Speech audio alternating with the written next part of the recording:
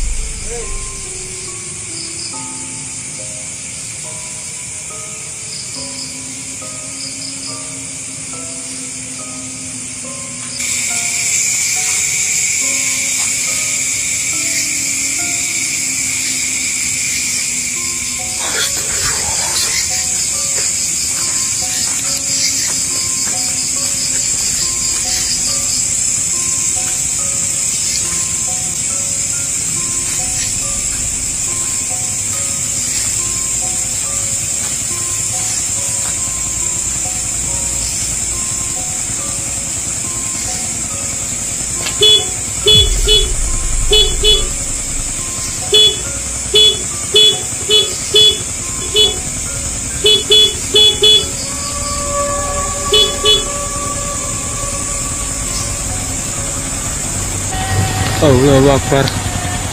La ilaha illallah. Astagfirullah. Astagfirullah. Astagfirullah.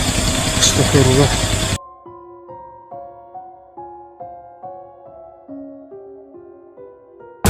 আপনাদের এই video দেখে কি মতামত অবশ্যই কমেন্ট করে জানাতে ভুলবেন না। একজন মা তার বাচ্চার জন্য কি না করতে পারে না। ঠিক এইরকম একটা বাচ্চা দুপুর থেকে কাঁদছে, তার মা কোনো মতে বাচ্চাটির কান্না বন্ধ করতে পারছে না। তখন বাচ্চাটিকে তার মা বলে, তোমাকে বিকেল দিয়ে গাড়িতে করে ঘুরতে নিয়ে যাব। তখন বাচ্চাটি কান্না বন্ধ করে। যখন বাচ্চাটিকে তার মা কথা দিয়েছে তখন বাচ্চাটিকে সাথে করে তার মা গাড়িতে করে রাস্তায় রাস্তায় ঘুরতে লাগে। আর সে গাড়িতে কিন্তু ক্যামেরা লাগানো ছিল, তাই রাস্তার বাইরে ভিডিও ফুটেজ সে ক্যামেরাতে রেকর্ড হচ্ছিল। মা আর বাচ্চাটি ঘুরে ফিরে নিজের বাড়িতে আসে, তখন সে গাড়িতে রেকর্ড হওয়া ভিডিও ফুটেজ এরকম মজার জন্য দেখতে থাকে। আজকে তাদের কত মজা হলো। ভিডিও দেখতে দেখতে তারা ভিডিওর একটা জায়গায় একটি গাছের উপর কিছু একটা জিনিস ঝুলতে দেখতে পায়। এটা দিকে তারা কিন্তু চমকে যায়। আগে তোমরা সেই ভিডিও ক্লিপটি দেখো। As pessoas aqui na Semana Santa.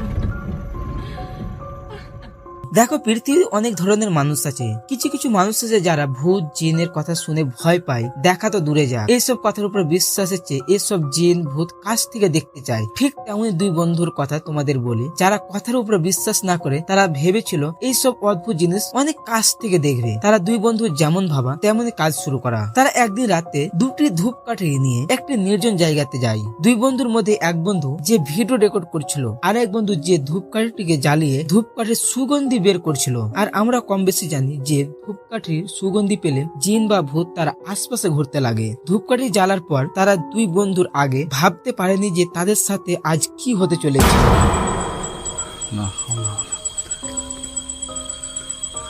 আমি তুমি চম্বালি।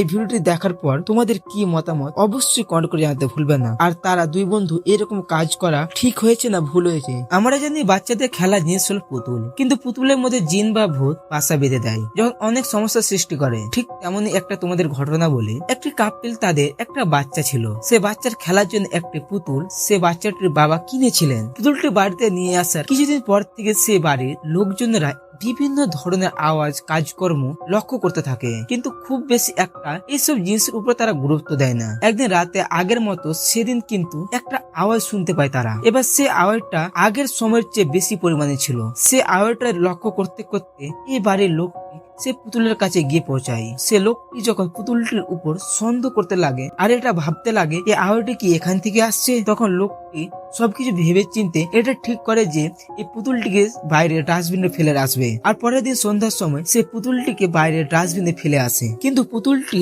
ডাস্টবিনে কিছুক্ষণ ফেলার পর আবার নিজের থেকে হেঁটে সে বাড়ির দরজায় চলে আসে। এটা দেখার পর সে লোকটি ভয় পেয়ে যায়। আগে তোমরা ভিডিওটি দেখো।